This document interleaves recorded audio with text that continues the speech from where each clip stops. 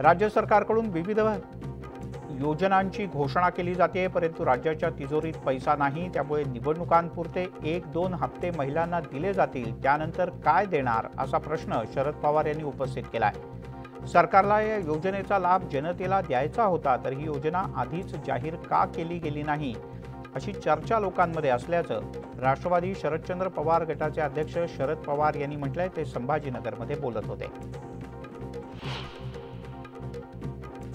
गुजरातमधून औरंगजेबाचे कितीही चेलेचपाटे आले तरी त्यांना महाराष्ट्रात शिवसेना आणि ठाकरेंना संपवता येणार नाही अशी टीका खासदार संजय राऊत यांनी केली आहे। हा छत्रपती शिवाजी महाराज यांचा महाराष्ट्र आहे। इथे छत्रपती शिवाजी फॅन क्लब चालतो। औरंगजेब फॅन क्लब भाजप गुजरातमध्ये आहे, कारण औरंगजेबाचा जन्म गुजरातमध्ये झाला असं संजय राऊत यांनी म्हटलंय।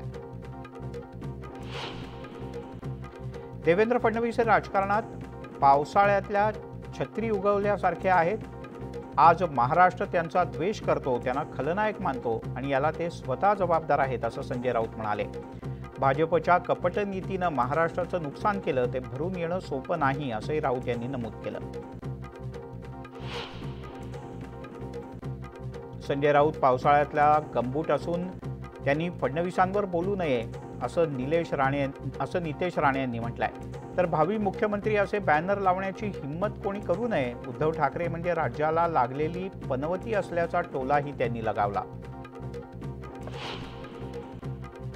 अमित शहा यांच्यावर टीका करणाऱ्या पवारांवर राधाकृष्ण विखे पाटील यांनी पलटवार केलाय। शरद पवार वैफल्यातून ही टीका करतायत। पवारांनी स्वतः बॉम्बस्फोटातील आरोपी विमानातून आणले होते, मग यावर आम्ही टीका करायची का? यापूर्वी असं कधीच झालं नव्हतं असंही विखे पाटील म्हणाले। माजी केंद्रीय मंत्री शरद पवार यांनी मुख्यमंत्री एकनाथ शिंदे यांची भेट घेऊन मराठा तसंच ओबीसी आरक्षणावर चर्चा केली। यावर मनोज जरांगे पाटील यांनी भाष्य केलंय। ही फक्त घुमवाघुमवी आहे, मराठा समाजाची दिशाभूल करण्याचं काम आहे। सत्ताधारी आणि विरोधक दोघेही मराठा समाजाला उल्लू बनवत असल्याचा गंभीर आरोप मनोज जरांगे यांनी केला।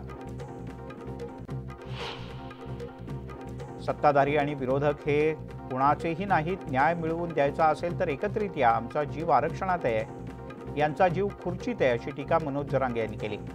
आरक्षण नाही दिलं तर आम्ही सत्ता येऊ देणार नाही, तुम्ही देणार नसाल तर आम्हाला पाडापाडी करावी लागेल असा इशाराही त्यांनी दिलाय।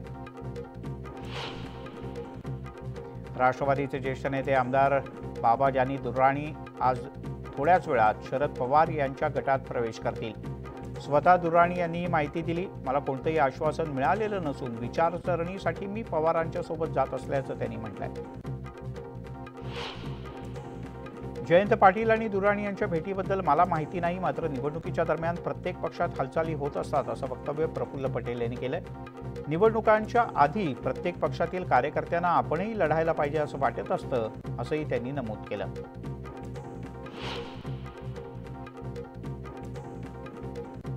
वादग्रस्त IAS ट्रेनी अधिकारी पूजा खेडकर यांच्याशी संबंधित थर्मोव्हेरिटा या कंपनीचा लिलाव केला जाणार आहे अशी माहिती मिळते। या कंपनीनं 2,72,000 रुपयांचा कर अद्यापही भरलेला नाही, त्यामुळे या कंपनीवर जप्तीची कारवाई केली जाऊ शकते।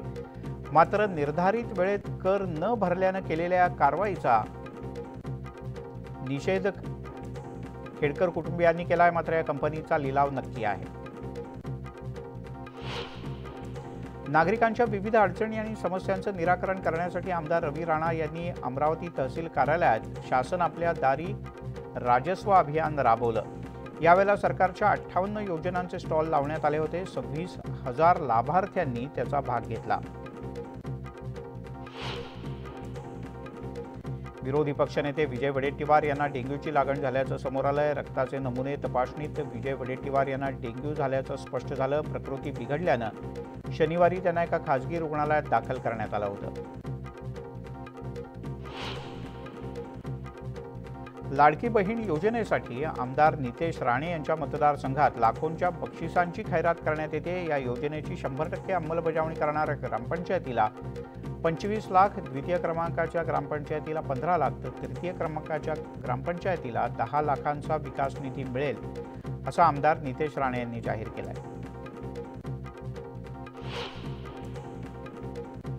कोकणात कोसळणाऱ्या मुसळधार पावसाचा सर्वाधिक फटका दापोली तालुक्याला बसलाय। दापोली तालुका 5 दिवस अंधारात असून वीज गायब असल्यानं जनजीवनावर मोठा परिणाम झालाय। वीज पुरवठा सुरळीत होण्यासाठी किमान 2 दिवस लागण्याची शक्यता आहे। पंढरपुरातील वीर धरणातून सोडलेल्या पाण्यानं गणेश गावातील बंधाऱ्याचा भराव वाहून गेला, त्यामुळे गिरवी इंदापूरकडे जाणारी वाहतूक पूर्णतः बंद आहे। शेतकऱ्याचं सुद्धा मोठं नुकसान झालंय। बंधाऱ्याच्या निकृष्ट कामाची चौकशी करून तातडीनं दुरुस्ती करावी आणि नुकसान भरपाई द्यावी अशी मागणी उभाटा गटाचे युवा सेना जिल्हा प्रमुख गणेश इंगळे यांनी केली। बदलापूर शहरातील मांजर्ली परिसरात महानगर गॅसची पाईपलाईन फुटल्यानं परिसरात भीतीचं वातावरण निर्माण झालं होतं। या परिसरात रस्त्याचं काम सुरू असताना गॅस पाईपलाईनला पोकलेनचा फटका बसला आणि ती फुटली। पाईपलाईनमधून मोठ्या प्रमाणात गॅस लिकेज होऊ लागला, मात्र गॅसचा आगीशी संपर्क न आल्यानं सुदैवानं मोठी दुर्घटना टळली। गेल्या 8 दिवसांपासून अमरावतीच्या मेळघाटात जोरदार पाऊस होतोय। सततच्या पावसामुळे मेळघाटातले रस्ते जलमय झालेत। चिखलदरा तालुक्यातील कारंजखेडा या गावच्या नदी पुलावरून पाणी वाहतंय। नागरिकांना या पुराच्या पाण्यातून जीवघेणा प्रवास करावा लागतोय। जळगावातील कानळदा गावात नागरिकांनी रांगोळी काढत आणि श्रीफळ वाढवून खड्ड्यांची आरती केली। खड्ड्यांमुळे मोठ्या प्रमाणात अपघात होत असून वारंवार सांगून सुद्धा खड्डे बुजवले न गेल्यानं संतप्त नागरिकांनी हे अनोखं आंदोलन केलं। मुसळधार पाऊस झाल्यानं इंद्रायणी नदी आणि पवना नदी दुथडी भरून वाहू लागले, त्यामुळे पर्यटकांना जिल्हाधिकारी यांच्या आदेशानुसार 29 जुलैपर्यंत नदी परिसरात जाण्यास बंदी घालण्यात आली। मात्र बंदी असतानाही अनेक पर्यटक सर्रासपणे इथे भेट देतात, पाण्यात पाय बुडवतात। पोलिसांचा बंदोबस्त असताना देखील पर्यटक सर्व आदेश धाब्यावर बसवतात, त्यामुळे एखादी दुर्घटना घडू शकते अशी भीती व्यक्त होते। आळंदीच्या चहोली गावातील इंद्रायणी नदीमध्ये असलेल्या बेटावरती पुराच्या पाण्यात अडकलेल्या 3 गायींना वाचवण्यात एनडीआरएफच्या जवानांना यश आलंय। 3 तासांच्या शर्थीच्या प्रयत्नानंतर या 3 गायींना सुखरूपपणे बाहेर काढण्यात आलं। गेल्या काही दिवसांपासून सुरू असलेल्या मुसळधार पावसानं सांगली जिल्ह्याला पुराचा धोका निर्माण झाला आहे। सतत पडणारा पाऊस आणि धरणातून होणारा विसर्ग यामुळे कृष्णेच्या पाणी पातळीत वाढ होतीये। संभाव्य पुराचा धोका लक्षात घेता प्रशासन अलर्ट मोडवर आहे। एनडीआरएफची टीम जिल्ह्यात तैनात आहे। दत्तनगर, काकानगर तसंच सूर्यवंशी प्लॉट या भागात अद्यापही पूरसदृश स्थिती कायम आहे। सांगलीमध्ये लष्कराच्या 2 तुकड्या आज सकाळी दाखल झाल्या। लष्कराच्या तुकड्यांनी सकाळपासून कृष्णा नदीपात्रात बोटीतून फेरफटका मारला आणि पूर परिस्थितीचा अंदाज घेतला। त्यासोबतच पाणी वाढलं तर कोणत्या भागातल्या लोकांना आधी हलवायचं याबद्दलचं नियोजन लष्कराच्या जवानांनी केलंय। महापालिका आणि पोलिसांच्या मदतीनं लष्करानं सांगलीच्या पूरस्थितीवर नियंत्रण ठेवलंय। बारकाईनं लक्ष आहे। पुढचा आदेश येईपर्यंत लष्कराचे जवान सांगलीमध्येच तैनात असतील। कोल्हापूरच्या जयंती नाला परिसरात महापुराचं पाणी शिरलंय, त्यामुळे जिल्हाधिकारी कार्यालयाकडे जाणारा रस्ता बंद आहे। या परिस्थितीत सध्या पूर पाहायला येणाऱ्या नागरिकांची संख्या जास्त आहे। जिल्ह्यातील अनेक मार्ग पुरामुळे बंद करण्यात आले, तर शहराच्या सखल भागात सुद्धा पाणी शिरलं आहे। कोल्हापूरच्या बालिंगा रस्त्यावर जवळपास 7.5 ते 8 फूट पाणी साचलंय, त्यामुळे इथल्या नागरिकांना बोटीतून प्रवास करण्याशिवाय पर्याय नाही। जिल्हा आपत्ती व्यवस्थापनाच्या बोटीतून आपत्कालीन परिस्थितीमध्ये नागरिकांची ये-जा करण्याची सोय करून देण्यात आली आहे। सकाळपासूनच रुग्णांना रुग्णालयापर्यंत पोहोचवण्यासह विविध अडचणींची कामं ही टीम पूर्ण करते आहे। कोल्हापूर जिल्ह्यातील पूरस्थिती आणि पावसाच्या बद्दल मुख्यमंत्री एकनाथ शिंदे यांनी कोल्हापूरच्या जिल्हाधिकाऱ्यांशी फोनवरून बातचीत केली आणि सविस्तर माहिती घेतली। आपत्तीग्रस्त लोकांना तातडीनं मदत उपलब्ध करून देण्याच्या सूचना मुख्यमंत्र्यांनी दिल्या। त्यासोबतच धरणातील पाण्याच्या विसर्गाबद्दल कर्नाटक प्रशासनाशी समन्वय साधून अलमट्टीतल्या पाण्याचं नियोजन करावं अशा सूचनाही मुख्यमंत्र्यांनी दिल्या आहेत। गडचिरोलीच्या भामरागड या अतिदुर्गम भागात जखमी वडिलांच्या उपचारासाठी प्रयत्न करताना धडपडणाऱ्या एका तरुणाचा एक व्हिडिओ समोर आलाय। पित्याला रुग्णालयात नेण्यासाठी या मुलानं मित्राच्या मदतीनं खाटेची कावड केली आणि 18 किलोमीटरचं पायी अंतर या दोघांनी अशाच खांद्यावरून आपल्या वडिलांना नेलं. पुण्यातल्या बहुसंख्य ठिकाणचं पुराचं पाणी ओसरलंय, मात्र सगळीकडे गाळ आणि घाणीचं साम्राज्य कायम आहे. पाणी ओसरल्यावर भिडेपूल वाहतुकीसाठी खुला करण्यात आला असून पालिकेच्या अधिकाऱ्यांनी इथे जाऊन प्रत्यक्ष पाहणी केली. आंबील ओढ्यावर पूल पाहायला गेलेला 25 वर्षाचा तरुण अक्षय साळुंके याचा मृतदेह अखेरात सापडला. 45 तास उलटले तरी अक्षय सापडत नव्हता. अखेरात सकाळी नदीपात्रात डेंगळे पुलाच्या जवळ अक्षयचा मृतदेह सापडलाय. पंढरपूरच्या चंद्रभागा नदीची पाणी पातळी सातत्यानं वाढतेय. 2 दिवसांपूर्वी वीर धरणातून 64,000 क्युसेक्स पाण्याचा विसर्ग सुरू आहे. चंद्रभागा नदी पात्रातील पाणी पातळी त्यामुळे वाढली आहे. चंद्रभागेच्या पात्रातील सर्व मंदिरं आणि बहुसंख्य संतांच्या समाध्या या पाण्याखाली गेल्या आहेत. बीडच्या वडवणी तालुक्यातील वंजारवाडी वस्ती शाळेला गेल्या 10 वर्षापासून स्वतःची इमारत नाही असं समोर आलंय. विद्यार्थ्यांना झाडाखाली धडे गिरवावे लागतात. ग्रामस्थांनी लोकवर्गणी गोळा करून शाळेसाठी एका पत्र्याची शेड उभारली आहे. परंतु 2 महिन्यांपूर्वी झालेल्या वादळात पत्र्याची शेड सुद्धा उडून गेल्याचं समोर आलंय. त्यामुळे विद्यार्थ्यांना पुन्हा एकदा झाडाखाली बसूनच शिक्षण घ्यावं लागतंय. कापसाचे दर वाढतील या आशेनं तब्बल वर्षभरापासून घरात साठवलेला कापूस आता शेतकऱ्यांनी विकण्यासाठी बाहेर काढला आहे. राज्याच्या बजेटनंतर केंद्राच्या बजेटमध्ये तरी शेतकऱ्यांना काही मिळेल अशी अपेक्षा होती. दरम्यान राज्य सरकारनं कापसाच्या दराबद्दल भूमिका घेऊन शेतकऱ्यांच्या कापसाला योग्य हमी भाव द्यावा अशी मागणी यावेळी करण्यात आली. धुळे जिल्हा शासकीय सामान्य रुग्णालयाच्या परिसरात मोठ्या प्रमाणात खड्ड्यांचं साम्राज्य आहे. त्यामुळे जिल्हा रुग्णालयात येणाऱ्या रुग्णांसह त्यांच्या नातेवाईकांना कमालीच्या गैरसोयीचा सामना करावा लागतोय. रुग्णालय प्रशासनानं तात्काळ परिसरातले खड्डे बुजवावेत अशी मागणी करण्यात येते.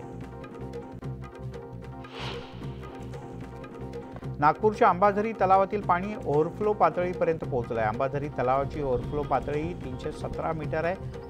हा तलाव सध्या 316 मीटर भरलाय. पावसाचा जोर वाढला तर हा तलाव कधीही ओव्हरफ्लो होऊ शकतो. त्यामुळे प्रशासनाकडून सतर्कतेचा इशारा देण्यात आलाय. मालेगाव शहरामध्ये आजपासून 3 दिवसाआड पाणी पुरवठा केला जाणार आहे. शहरातील धरणांनी तळ गाठल्यानं पालिकेला हा निर्णय घ्यावा लागलाय.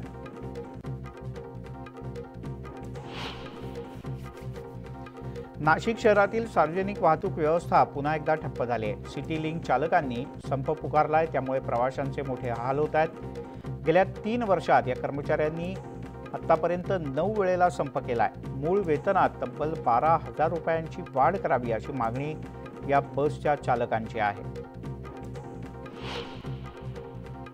गोंदिया जिल्ह्याच्या अर्जुनी मोरगाव तालुक्यातील धाबे पवणी इथे शेतीच्या वादातून एका महिलेला बेदम मारहाण करण्यात आली. मारहाणीचा व्हिडिओ सध्या व्हायरल झालाय. या प्रकरणी नवेगाव बांध पोलीस स्टेशनमध्ये गुन्हा दाखल करण्यात आला आहे. वर्ध्याच्या आर्वी इथे अप्रमाणित खतांचा मोठा साठा जप्त करण्यात आला. 3 जुलै रोजी तपासणी केल्यानंतर स्टॉप सेलचे आदेश देत नमुने घेण्यात आले. 24 जुलै रोजी अमरावती इथल्या प्रयोगशाळेच्या तपासणीचा अहवाल आला आणि खत अप्रमाणित असल्याचं समोर आलं. अंदाजे 15 लाख रुपयांचा साठा जप्त करण्यात आला आहे. दौंडमधील माजी नगरसेवकाच्या भावानं हातात कोयता घेऊन दहशत पसरवण्याचा प्रयत्न केला. शहरातील श्रीराम फायनान्सच्या ऑफिसमध्ये घुसून दहशत माजवणाऱ्याचा हा सगळा प्रकार सीसीटीव्हीत कैद झालाय. फोनवरून शिव्या दिल्याचा जाब विचारण्यासाठी हे कृत्य केल्याचं आता समोर येत आहे.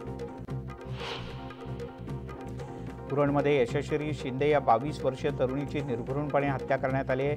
यशस्वी गुरुवारपासून घरातून बेपत्ता होती. तिच्या कुटुंबियांनी तिचा शोध घेण्याची सुरुवात केली. पोलिसात तक्रार दाखल केली. यानुसार पोलिसांनी शोध घेतला असता तिचा मृतदेह छिन्नविच्छिन्न अवस्थेत उरणमधल्या कोटनाका परिसरात सापडला.